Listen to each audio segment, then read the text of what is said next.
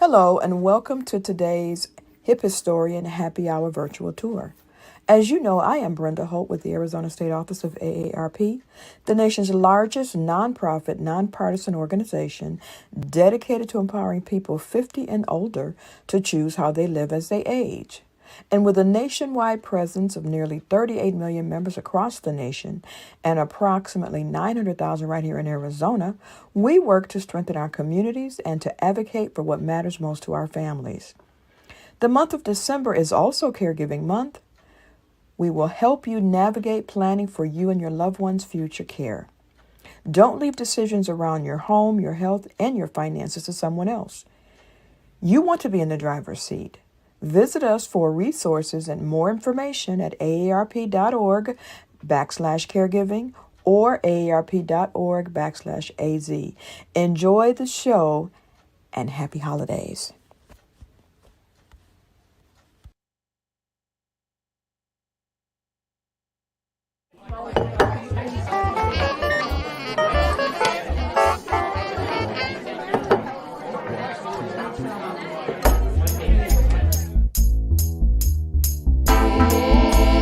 Ladies and gentlemen, non-binary folks, welcome to the show.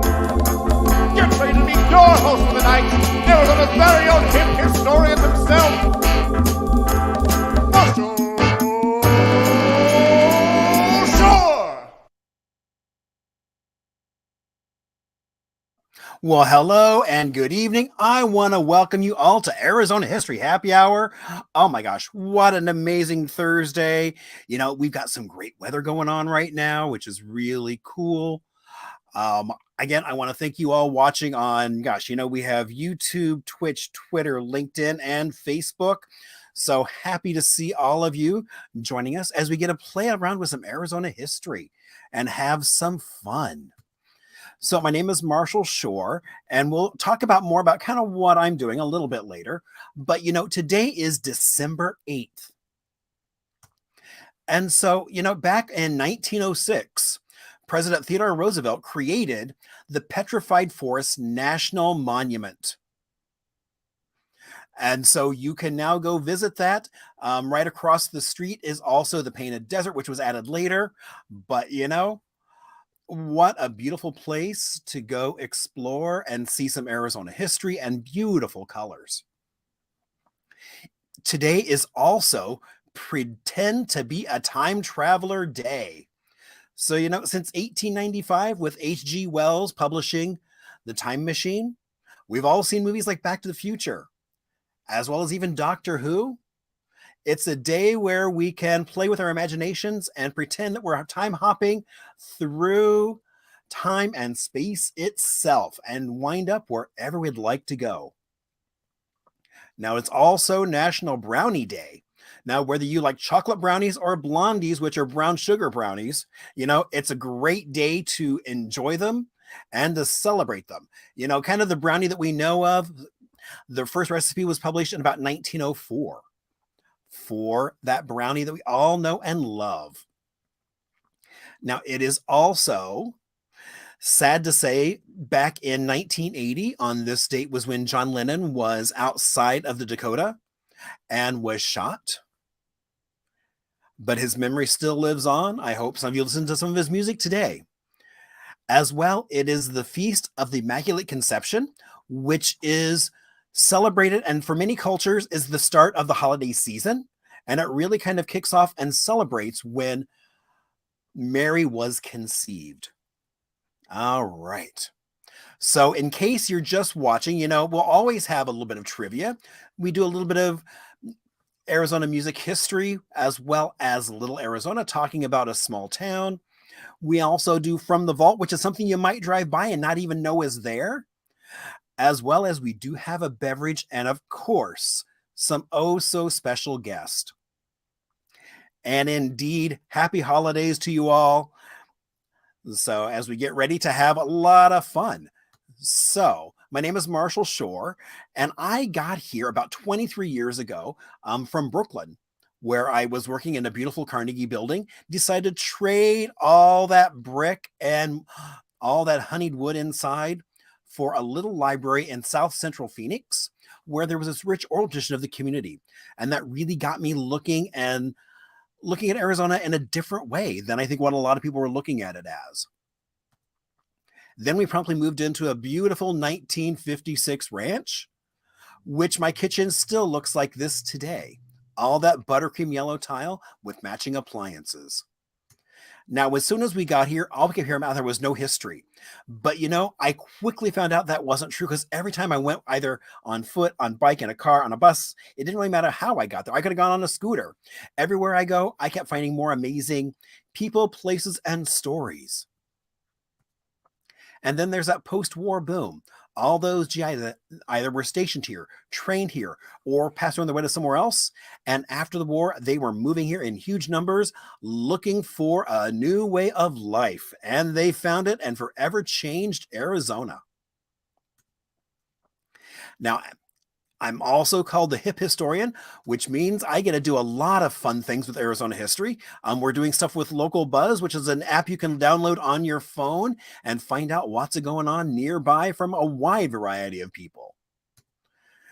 As well as we are running actually a holiday special for a tour coming up on January 7th. So please join us for that, and be sure to give a gift of history. As well as the end of March, I'm so excited because we're remounting Arizona Unzipped, which is an educational burlesque show. So tickets are available. You can find those by either going to Arizona Unzipped, AZ Unzipped, or even at the Orpheum Theater, where this show is going to be taking place. And then next week, oh my gosh, will be Festivus, its 13th year. And I am going to be portraying Hip Santa, hence why this is getting a little too long for my taste. We'll see if I last a week before I start hacking on it, but you never know. So come on and check that out. That'll be over at 5th Street in McKinley, where the public market is currently being held, for 2 days of lots of fun and vendors. And I see folks, Deb, Karen, and Ralph, you guys have all found the chat session. So thank you so much for chatting, as well as if there's something you'd like to say afterwards, or, maybe have an idea about, hey, I have an idea for a really cool guest. You can reach out to me through Facebook, Instagram, email, or even via my website. And, it would not be a happy hour without a beverage. And so tonight we are doing a beverage called the Duke's Old Fashioned Cowboy Coffee. All right. So, last week we had a Silent Bob cocktail. So this week he's back on task. Oh, and now there we go. So PJ makes all these cocktails. So all I have to do is just that. And then I have an amazing cowboy coffee made with all kinds of good things. So this has a little bit of Duke family bourbon, Peixoto cold brew, some vanilla bean, orange zest, some black truffle. I'm kind of intrigued by that. A little bit of cane sugar and an herbal liqueur.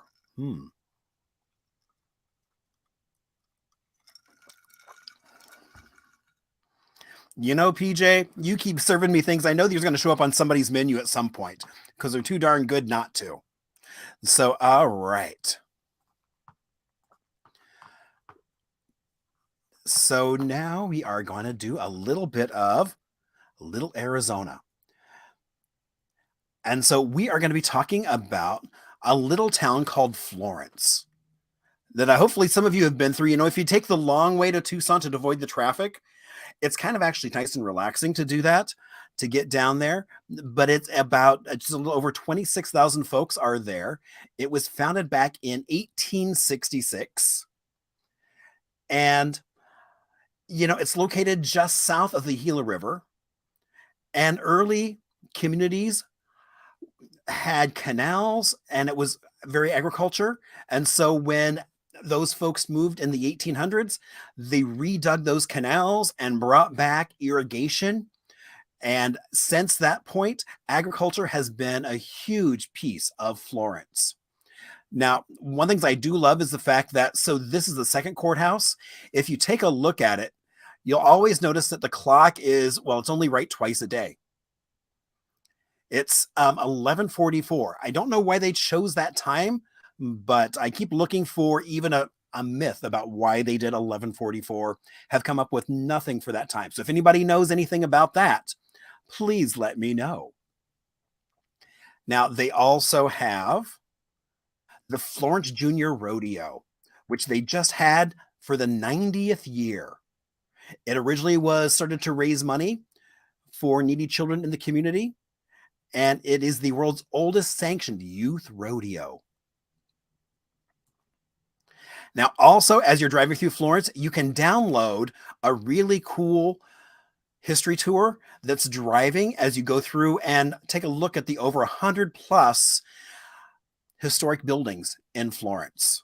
And of course, we can't talk about Florence without mentioning one big building, the Arizona State Prison. Now, the Arizona State Prison is closing. And I was actually just down there last weekend, and we found out that there are no more prisoners in the Arizona State Prison. So it'll be interesting to see what if they demolish the building. I don't know if they have any plans for it or what's going on. All right. So now, comes my favorite part, when you get to hear from somebody else, not just me. And oh my gosh, we're going to have so much fun. Hello. Hello, Marshall. How are you doing? I am great. It is so good to see you two. And Bobby, you are decked out as usual. I see all kinds of stones around your neck. Well, I do have a little bit of passion for turquoise, yes.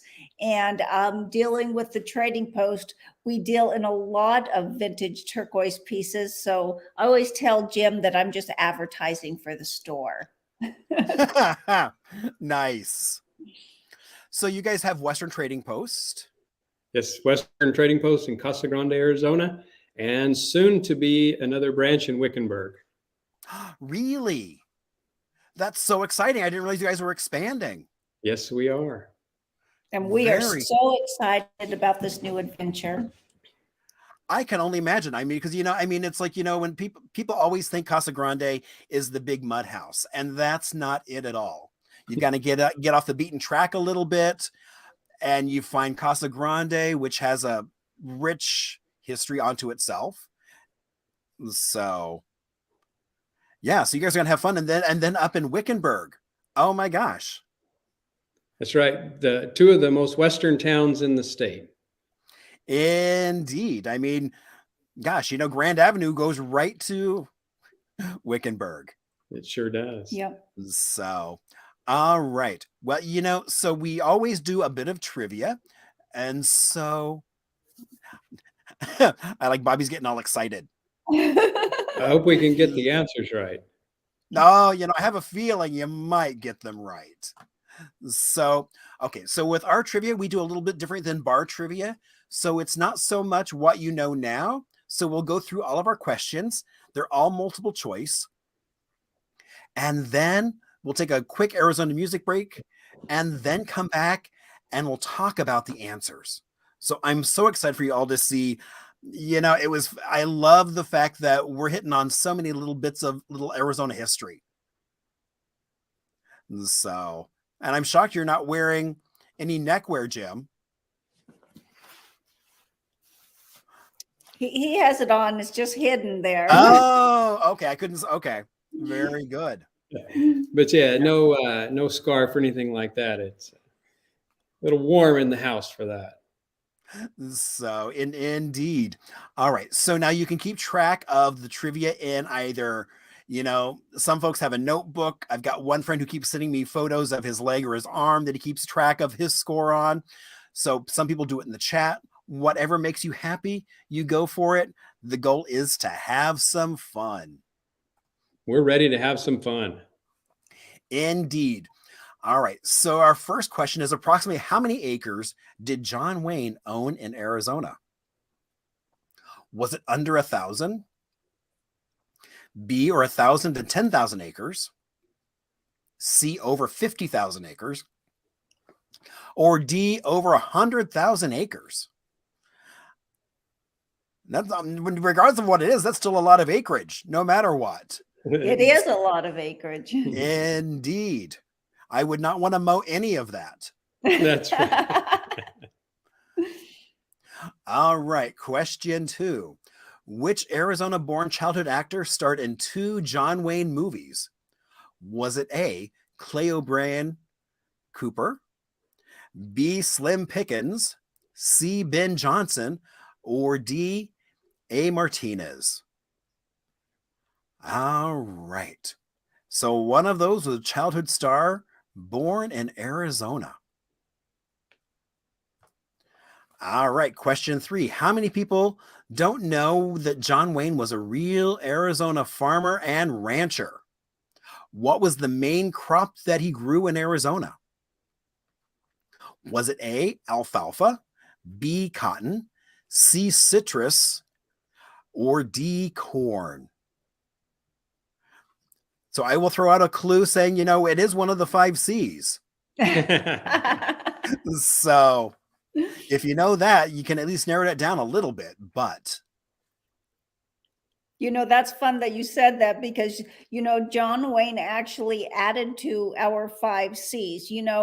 We have the citrus, the climate, the copper, cotton, and cattle. And he added Cadillacs to the 5 C's to make it 6. He kept buying more and more Cadillacs. That's right.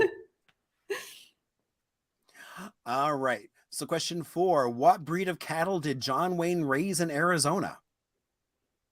Was it A, Angus, B, Holstein, C, Brahman, or D, Hereford? So what kind of cattle did John Wayne raise here in Arizona? Question 5, what was the first John Wayne movie that was filmed in Arizona? Was it A, Red River, B, The Big Trail, C, She Wore a Yellow Ribbon, or D, Stagecoach? All right. What is the official neckwear of the state of Arizona? Is it A, a bolo tie, B, a wild rag silk scarf, C, a bow tie, or D, a necktie? Because, Arizona has almost something, a state for everything, No. including a state neckwear. I love how everybody's trying to answer on the side in the comments. Indeed. I know we actually have a very active crowd. So, Yes. yeah, which is a lot of fun. And I always love to be, even if you're, some people will say, hey, I got here late. The beautiful thing is you can always go watch it on Facebook, YouTube afterwards. So even if you miss some, you can still keep up. All right. Question 7. What is one of the most prolific turquoise mines in Arizona? Is it A, Bisbee turquoise, B, Sleeping Beauty turquoise, C, Morenci turquoise, or D, Kingman turquoise? All right. So turquoise is an important stone here in Arizona. So which one of those is the most prolific? All right. Question 8. What historical Arizona trading post from the 1800s is now a part of the National Park Service and operated as a tourist attraction? Is it A, the Cameron Trading Post, B, the Hubble Trading Post, C, the Shanto Trading Post, or D, the Fouts Trading Post? Which one of those do you think is now part of the National Park Service?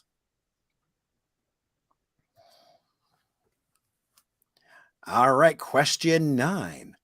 The Cowboy Artists of America, now known as the CAA, was formed in which Arizona town in 1965? Was it A, Scottsdale, B, Prescott, C, Sedona, or D, Wilcox?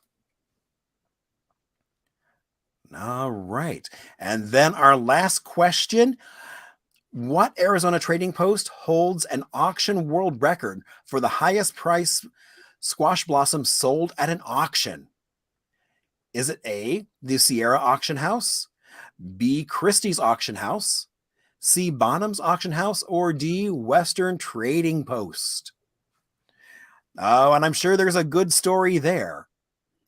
Well, those are Oh, some right. good questions, Marshall. I hope we can figure out the answers. Oh, I think we will. So, okay. So while everyone's trying to lock in their final answers, we're going to take a quick era music break. And so when I first got to Arizona, one of the first musicians I heard about was Big Pete Pearson. He's been here since the 50s, fronting basically blues bands from the Southwest.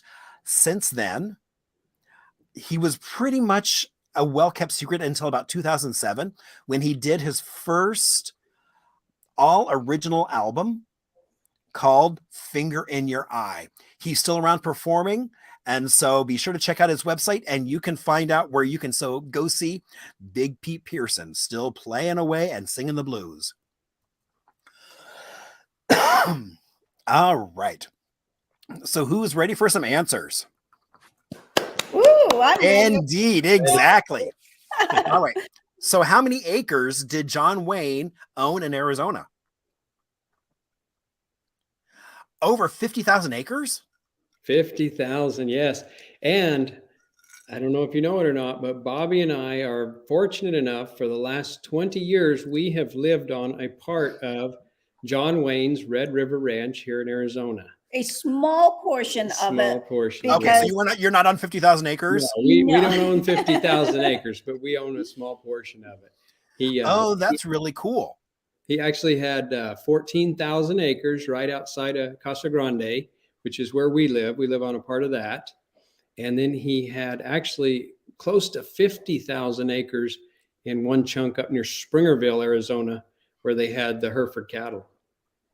Wow. And in the Stanfield area where we live, that's where his partner Louis Johnson lived. And he and Louis Johnson were partners up until John Wayne's death. So it's a pretty special area. Indeed. All right. And which Arizona-born childhood actors starred in 2 John Wayne movies? And it was Clay O'Brien Cooper. Clay O'Brien Cooper. And Clay O'Brien Cooper actually has some amazing Western history. He was born in 1961 in Ray, Arizona. He started roping at the age of 6. And his first debut was actually working with John Wayne in the Cowboys. He went on for about 4 to 5 years, starring in about a little over 5 different feature films, and then just over 10 TV series throughout a 4 to 5 year time span, then went on to be a 7-time world champion team roper. He was inducted into the Cowboy Hall of Fame in 1997. I mean, this is an amazing cowboy, huh, Jim? A world famous, amazing cowboy, and as humble a person as you'd ever want to meet. And Jim actually has roped at the same rodeos with him. I've been at the same place where he was giving roping lessons. Tell us a fun Clay O'Brien Cooper story at a rodeo real quick. Shoot, I'm trying to think of a fun story, but Well, he was like in the Apple Dumpling Gang, so I'm like, Yes, I'm he pretty sure was. I'm sure I saw him on the big screen. yes, he was in 2 different John Wayne movies, The Cowboys and Cahill, U.S. Marshal, and He worked with Roy Rogers, yep. James Gardner, Wow. Michael Landon, James Arness. I mean, in a 4 to 5 year time span for a young man at that time. Can you believe it? Yeah. No, I mean, and I don't think Ray, Arizona exists any longer. I think the mine that was there. Yeah, it's just a big swallowed it mine. up. Yeah, big hole in the Yeah. ground. Yeah. Yeah. Kind of what, isn't it, between Superior Kearney, and Kearney? yeah. Yeah. And so, wow. All right. So what was the main crop that John Wayne grew in Arizona? Cotton. Yeah. One of the C's. One of the C's. In, so now that's where you guys are, where he was growing the cotton. Yes, absolutely. Ah, We actually own part of the old farm ground where they grew cotton, and half of our place is desert land, and then half of it is irrigated land. And there's an old crop dusting airstrip right along the edge between the irrigated and the desert. And they used to land the crop dusters there when they were working. But it's also really good bird hunting because the desert has a lot of trees and stuff, and the irrigated has feed for the birds. And so it's a really good bird area. And John Wayne loved to hunt birds. Yeah. And they would land right on this airstrip, this old airstrip, and they would get out and hunt birds and stuff. And then they would go down to the little elementary school and have a big, bird cookout back in the day. And what's kind of neat about it is that old airstrip is now our driveway. And where we built our house, there was actually old tie downs for the airplanes right there in the driveway. Oh, that's crazy. Yeah. A lot of our neighbors who are elderly remember, when he would come in and do stuff like that. And they would have real big parties right here. It was so fun because you would talk to a lot of the people in the area and they would say, John Wayne truly was such a real, genuine, kind person. He would jump on the tractors with the farm workers and drive around with them. I mean, just so many great stories about what a wonderful person he truly was. Wow. And fell in love with Arizona, obviously. Yes, he did. Yeah. At a young age.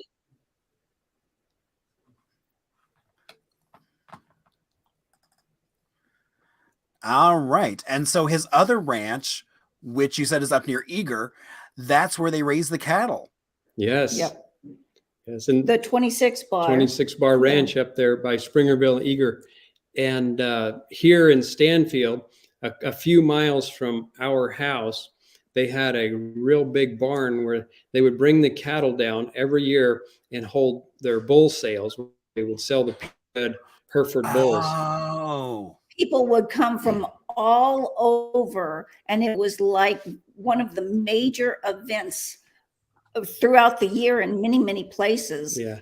We've heard about it locally, but it's well publicized in many books. John Wayne if he was filming a movie, he had a contract in all, or a sentence in all, a clause. Yeah. There you go. A clause in all of his contracts, movie contracts, that no matter what and where they were filming, where they were at in the world, Thanksgiving weekend, he got the weekend off because he flew to Stanfield, Arizona, right here outside of Casa Grande, for a bull sale. And he was present at every single bull sale from the late 60s until his death. Well, and I know they were huge because friends always make fun of me because I always look for Arizona history wherever I'm at. And a couple of years ago, I had some friends who were doing a wedding anniversary at the Madonna Inn. Yes. Yes. And Alex and Madonna used to come by bulls here. Yep. Yes, exactly. And there's this photograph of them with John Wayne in Arizona on the wall. And so, of course, I had to drag them all over and say, look, Arizona history at the Madonna Inn. Yep. Yeah, Alex Madonna. We know his family, too, the Madonna family. We used to actually go on rope over there. Yeah. Oh, wow. I mean, what a fun hotel. Yes, beautiful place. We stayed in the room with all the rocks built into the side of the deal. Nice. Yeah, that's one of my favorite rooms. Yeah. So. All right. What was the first John Wayne movie filmed in Arizona? The Big Trail. John Wayne was in just over 250 films. I think 70 of them were around more the low budget type of films, but then he just took off. And that was one of his first starting movies, huh, Jim, that got him to fall in love with it. When was that? I think it was in 29. 30, yeah. 30, it was in the 1930s, 1930.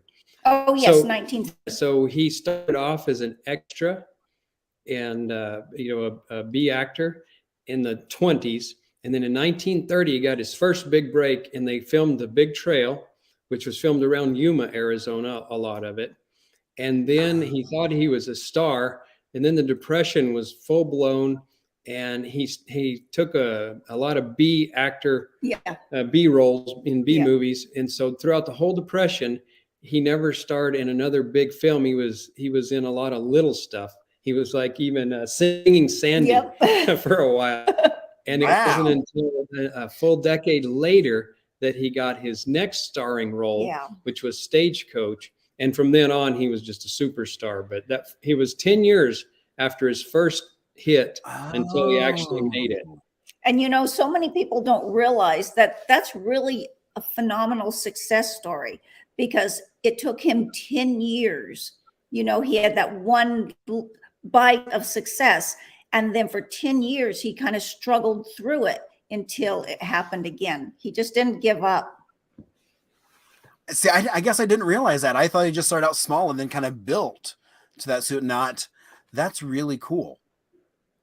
And he filmed so much here in Arizona. Yes, a lot of movies here in Arizona. All right. And what is the official neckwear of Arizona? The bolo tie. Yes. Invented by Victor Cedarstaff in Wickenburg, Arizona. Yes. Yep. See, which I didn't realize, because I always heard the story about how, I guess, like a hat band or something that broke, and so they tied it around their neck or something. And so I didn't realize who actually was a person. Yeah, supposedly that's how Victor came up with the idea. It was on a trail ride there at Wickenburg, and in the late 40s. Yeah, and when his hat kept blowing off, and he took his hat band and tied it, kind of used it to tie around his neck, and then something to that effect. And then he got this idea for, making a fashion statement out of it. So, but he's credited with inventing the bolo tie, and right there in Wickenburg, Arizona. And in 1954, he actually got it patented. And then in 1973 is when it became the official neckwear of the state of Arizona. So the little progression that it went through. Indeed. And that was Bill Close, who was a newscaster on Cool TV. And so he pushed for it to become the state neckwear. And any of Victor Cedarstaff's bolo ties that come through the trading post, they're quite collectible. They are. We've actually had, I don't know, probably half a dozen of his original bolo ties in the last couple of years. So if anybody sees a Victor Cedarstaff bolo tie, get it and keep it. And I love the fact that bolo ties are now becoming popular again. For both men and women. Yes. Yeah, no, it's like, the other day I was in a bar and the bartender had on this beautiful turquoise bolo tie, which I thought was really cool to see how it's making a comeback again. I think it's always like a cycle. Yes. Mm-hmm. And we actually, we sell as many bolo ties now to women as we do men. They love to wear them kind of loose, almost like a necklace as a fashion statement. Yeah. Yeah. Or layer them and. Yeah. The more, the merrier. That's right. That's what I say.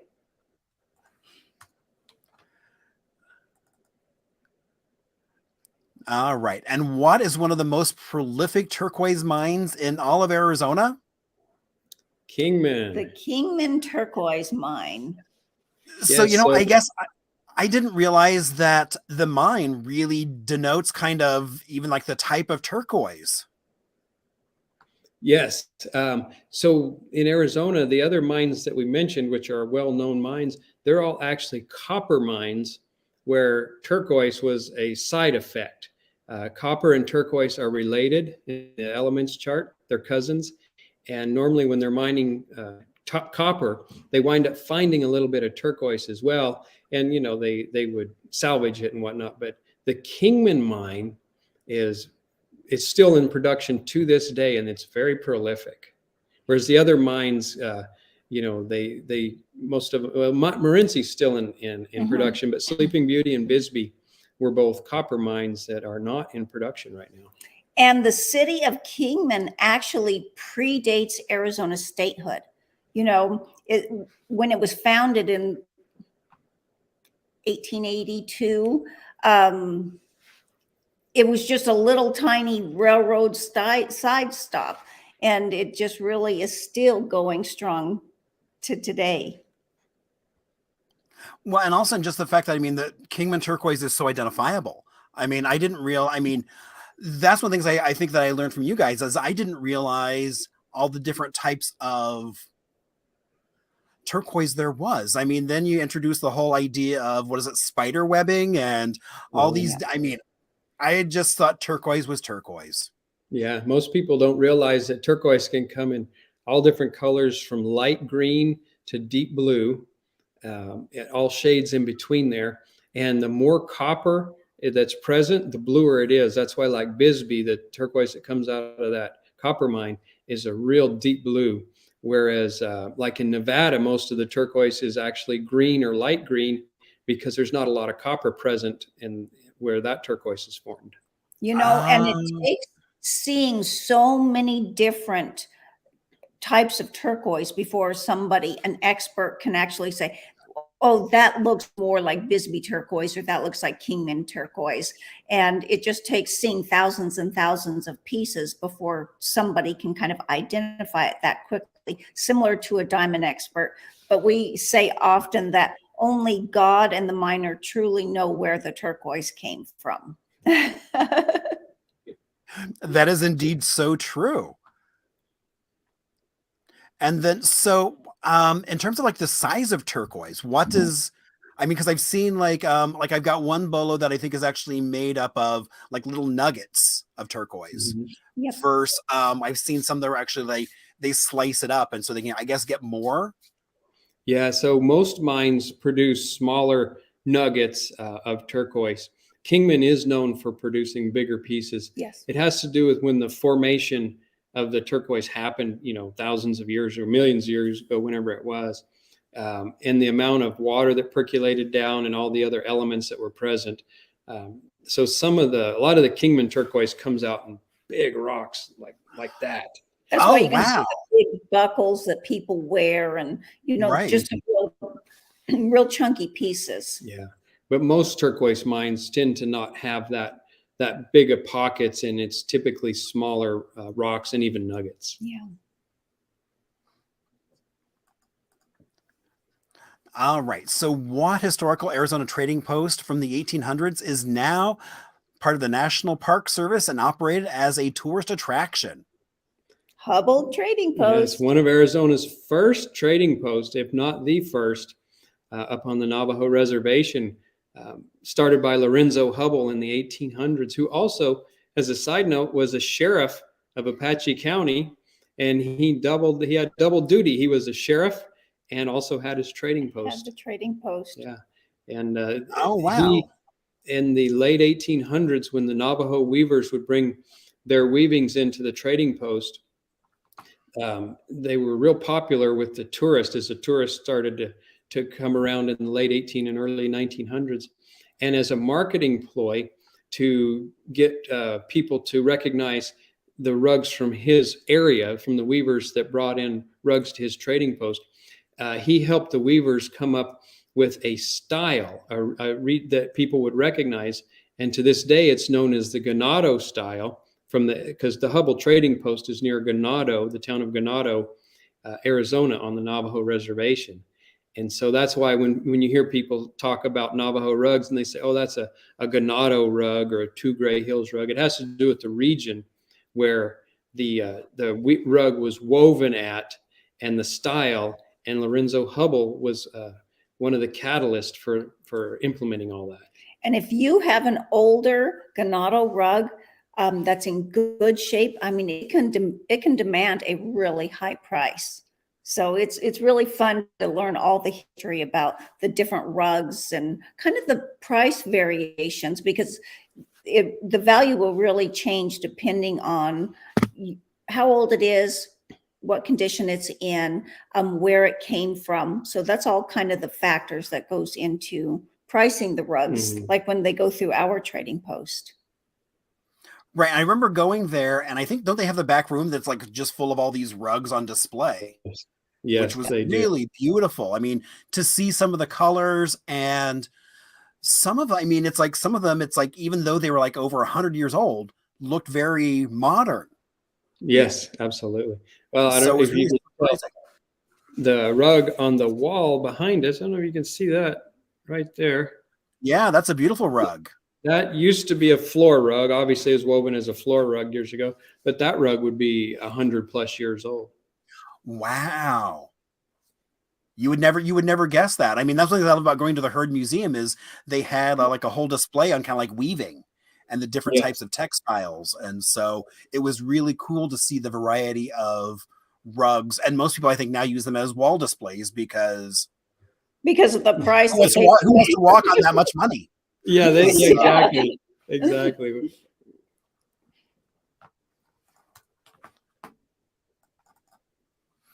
All right. The Cowboy Arts of America, now known as the CAA, was formed in which Arizona town back in 1965?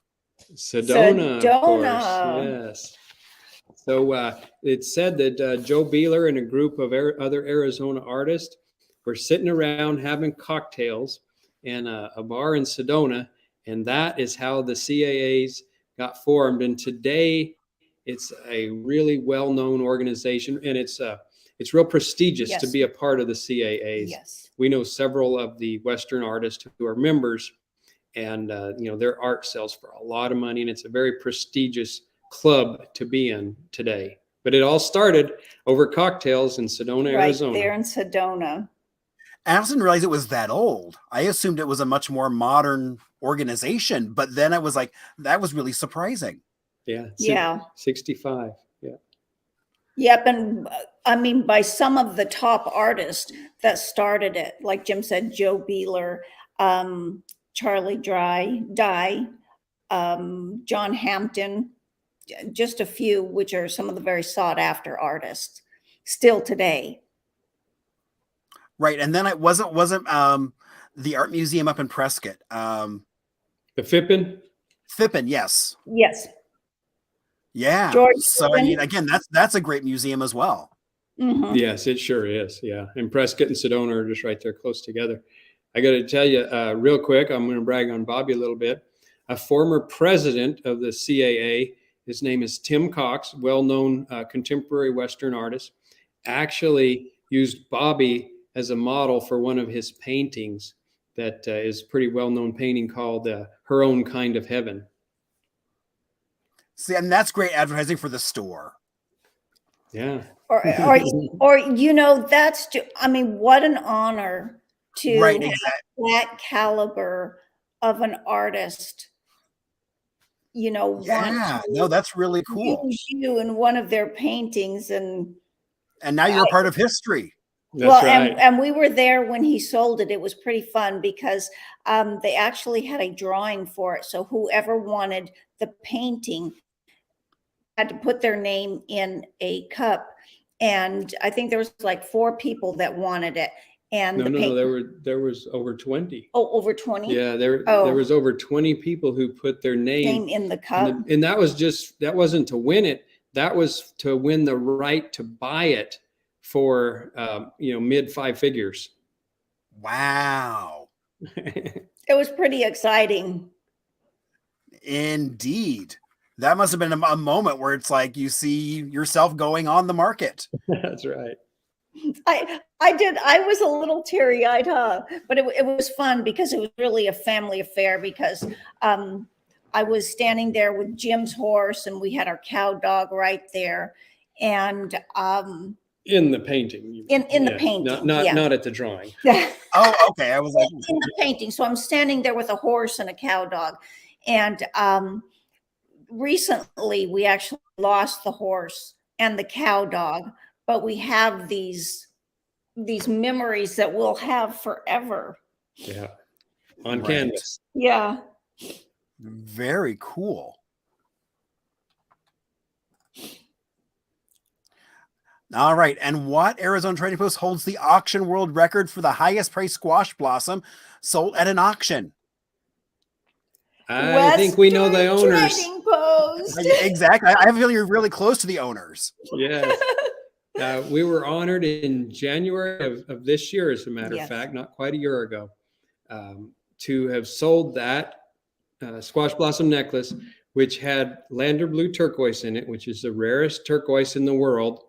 And so it's really rare to find a piece of Lander blue, much less a whole squash blossom set made with it. And when the owners contacted us, we were very excited to be honored to be able to sell it. And at when the hammer came down, the buyer paid $112,000 for it. And we did quite a bit of research and looked at auction results and records, and several other people verified it outside of our organization that actually was the auction world record for a live auction sale for a squash blossom. Now, Lander blue turquoise, just to give you a little history, you know, it was discovered, the mine was discovered in 1973, right? Mm-hmm. 1973 in Lander County, Nevada. And it was so small, they called it a hat mine, that you could cover your hat with it. There was just a little over 100 pounds of Lander blue turquoise extracted from the mine. And it wasn't until years later that they discovered that it was the highest grade turquoise that they had ever discovered, but it was only just over 100 pounds. By that time, it had been dissipated out, most of it. And then when collections started coming in, it was extremely sought after, and the price just kept elevating and elevating. And that's why the Lander blue is so highly sought after. Yeah, we've sold several pieces. We actually sold another squash blossom set, not at auction, but private treaty, for more money than that was Lander. It was it had a belt and everything with it, and that was $150,000 that the buyer paid for that one. So we're honored to have been blessed to handle several pretty high profile pieces of that turquoise. Well, and to make sure they find good homes with people who appreciate them, which Absolutely. I think is so important. It sure is. And that's part of our job. You know, it's not like a job, because what we're doing is we're just helping somebody who has curated these items and cared for them for all these years. And now, for whatever reason, you know, a death in the family, or they're ready to move on, or financial difficulty, whatever the reason might be, we're helping them find the next curator, the next home for that item until it's time to move on again.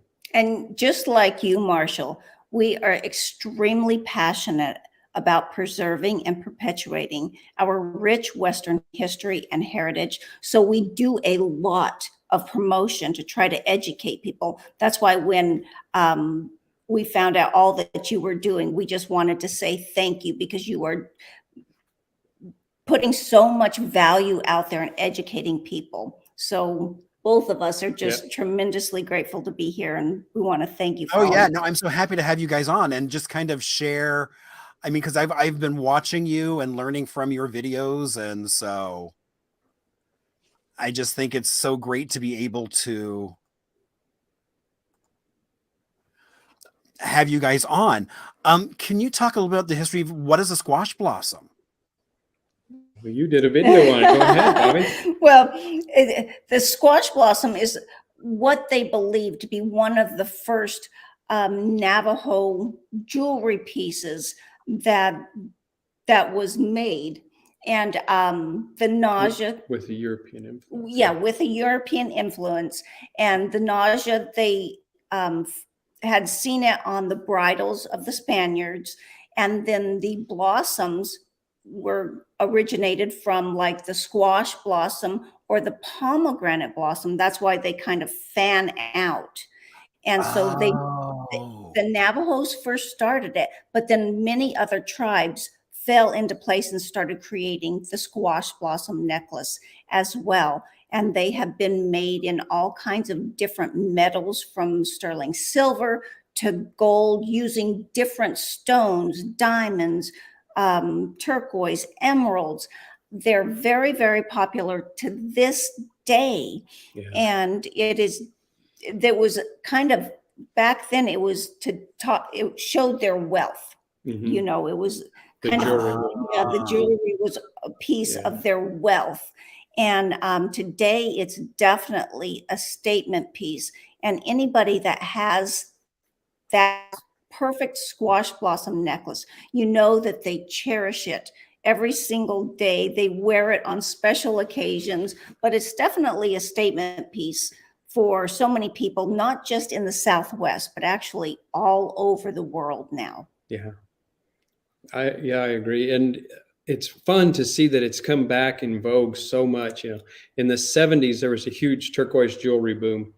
You know, people like Cher were in Sonny and Cher, they were wearing turquoise jewelry, you know, well-known people. Who was what was on the, Jim Morrison Yep. from the Doors. He was another one that liked to wear turquoise. Ah. And there was this huge boom.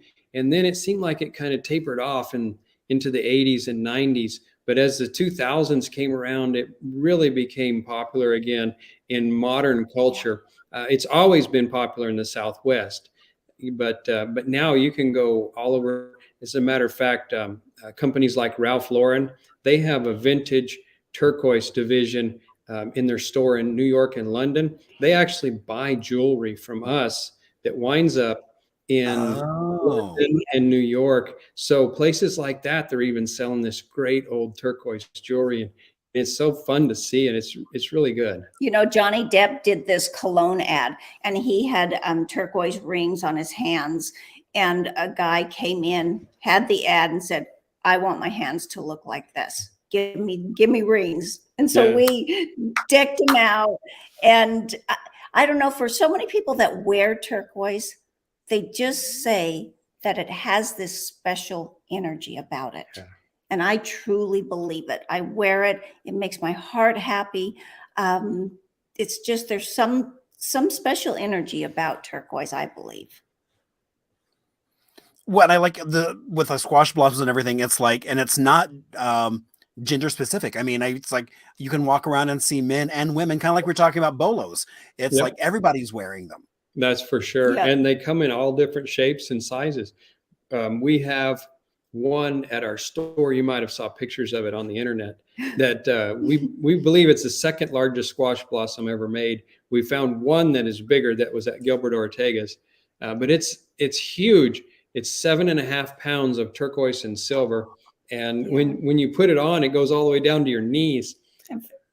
Both Jim and I wore it at the same time. He had it on one side, I had it on the other, and we're standing there like this. Yeah. So anyways, they come, you know, they're made in little girl size all the way up to that size and everything in between. And they're made, you know, like you said, they're unisex. I see men and women wearing them.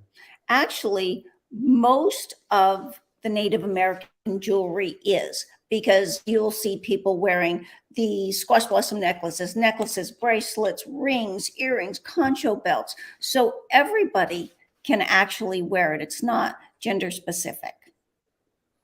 Okay, so let's talk about concho belts. I mean, I see them.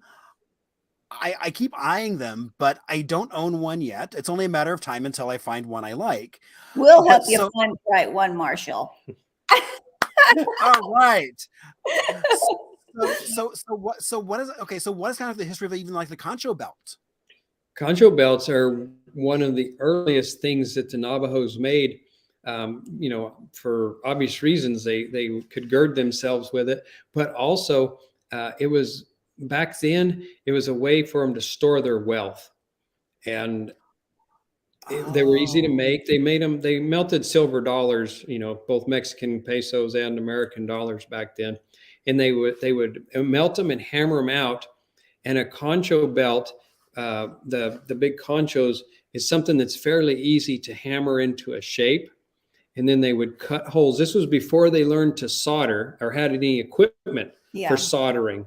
And so, you know, some of the other jewelry, it takes more soldering and stuff like that. But the concho belt, the early ones, what they call a first phase, going all the way back into the 1850s, 60s, they would melt coins and hammer it out into that oval shape and then cut slits in the middle of it where they could run a piece of leather through.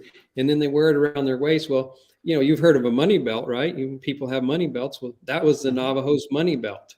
It's how they kept their wealth, and if they needed money, they could slide one of those conchos off of their belt, go to the trading post and pawn it, get whatever they needed, and just Oh, face the other conchos out, and then they would go back later and redeem it, and then they could put it back Put on. it back on. We have so many people that ask us, why is there such a price range between different pieces? It's a squash blossom necklace. Why is one $100,000 and why is one $800? And I try to kind of talk to people and explain to them like this. The vintage pieces, the older pieces really hold their value. If you have a brand new car and you drive it off the lot, what happens? It depreciates. If you have a 1950 Cadillac that you're taking care of and it's just in great condition, what happens? It holds its value, at least, if not go up in value. So some of the older pieces, people ask, why is that a $5,000 bracelet? There's no hallmark on it.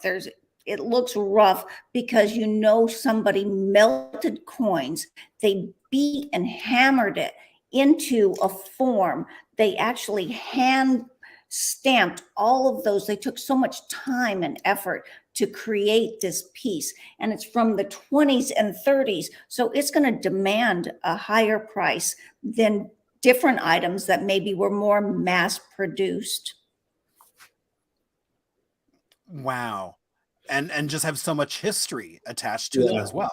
Yeah. Yeah. We actually did a video and a blog article about that too. But people buy nostalgia. Yeah. They love it. But can you imagine envisioning somebody sitting there for several hours, just beating those, heating the coins up and beating it out, Right. and actually like forming it into a bracelet and then hand stamping all the designs? Yeah. It just, I don't know. It's just pretty special. It gives you an appreciation. Yeah. Yeah, you really appreciate it. Right. And I love now knowing kind of more of the history of the concho belt in terms of that was kind of a savings account. It Yeah. was a savings account. It sure was. Wow. I never realized that. I just always thought they were objects of beauty, not actually of substance, Yeah. which makes No, that they're even both. more special. Yeah, they're both. Yeah. Right. And you can find them, in all different price ranges too. I mean, you can find a Right. decent one for under $1,000, and we've sold them for $30,000 too. So And all different sizes. You can find concho belts that fit through your pants loops, all the way up to the big statement piece ones. It's all in your personal preference and what you're wanting to wear it for. yeah. Right. And again, they're unisex. Both men Yeah. and women wear them. Right. Wow. I just want to say thank you guys so much for coming on. Now, I always love to ask people how they did on the trivia. Not that it's important how you did, because you probably didn't know a lot of these answers. I mean, I know I've learned a lot in the last hour. Well, and But we are super grateful for everybody that joined in. Jim and I, we Yeah. love doing this, and just thank you all so much. Yeah. Thank you. We appreciate it. And thank you for having us on, Marshall.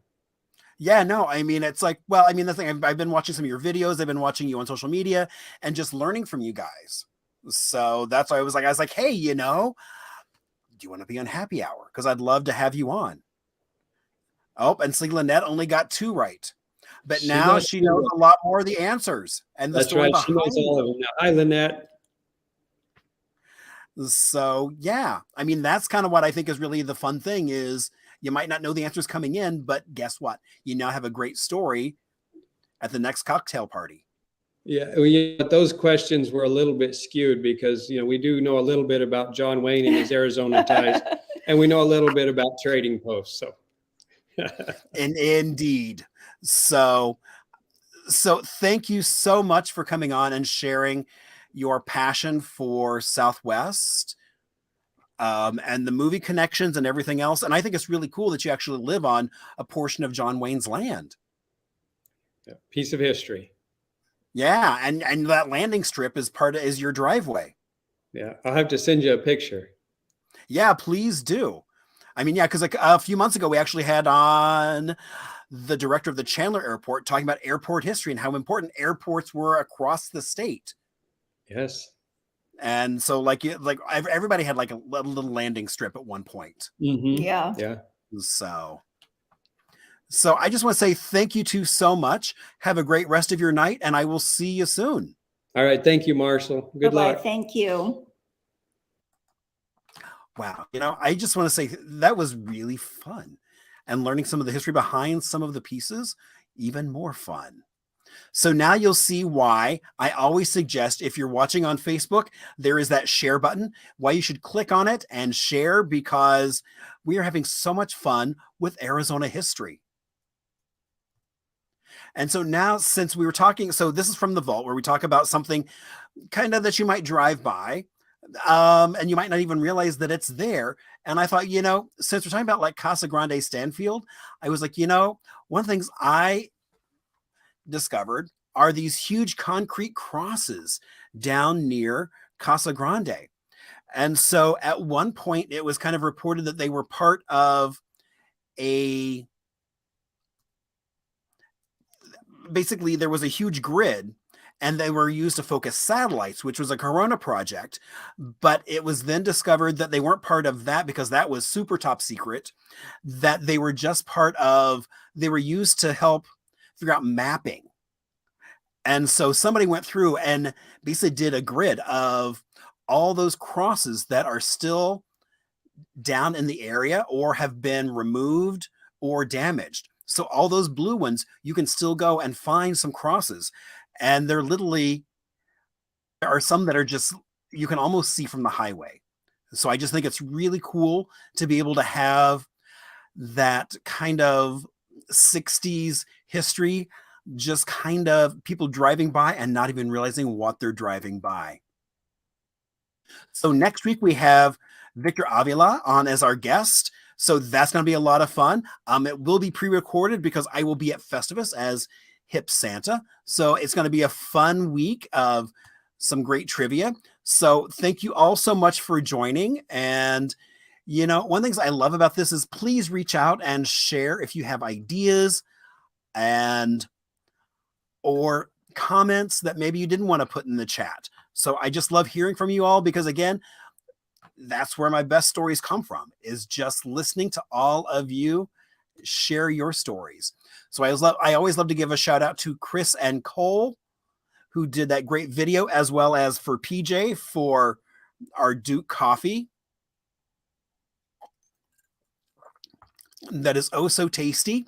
And as we say goodnight, we're actually going to talk, I'm going to show a video from Western Trading Post talking about that auction where they sold the squash blossom. All right, everybody, I will see you all next week. I sold it for $100,000 to 1186. On Saturday, January 8th, 2022, Western Trading Post sold a Lander Blue Turquoise Squash Blossom set for the princely sum of $112,000. The set was advertised as consisting of 4 pieces, including a bracelet, ring, earring, and of course, the squash blossom necklace, all of which were crafted using Lander Blue, the rarest and most highly sought after turquoise in the world. While a number of dealers and collectors participated in the bidding, the set went to an established collector of Lander Blue. After heavily researching public and private auction records from around the world, it is believed that Western Trading Post has just set the record for most expensive squash blossom necklace ever sold during live auction. The auction was one of the Trading Post's semi-annual Advanced Collectors Auction, in which the best Western collectibles and vintage turquoise jewelry are offered. Other collectible items to note being sold at the January 8th auction include a pair of matching Colt pistols with custom Edward Bolen grips and an Edward Bolen made double gun belt rig. The set sold for $17,360. A Remington Hepburn No. 3 falling block rifle in .45-70 caliber, which was made in the 1800s. It sold for $13,440. A cluster-style Navajo concho belt made by the artist Sharon Sandoval, using Caraco Lake turquoise, which sold for $11,760. 2 matching engraved Colt pistols with gold inlay done by the master gun engraver Charlie Baker, which sold for $11,760. And finally, a third phase Navajo Chiefs blanket made of Germantown wool dating back to the 1890s, which sold for $10,640. To see the full results of the January 8th auction, go to westerntradingpost.com.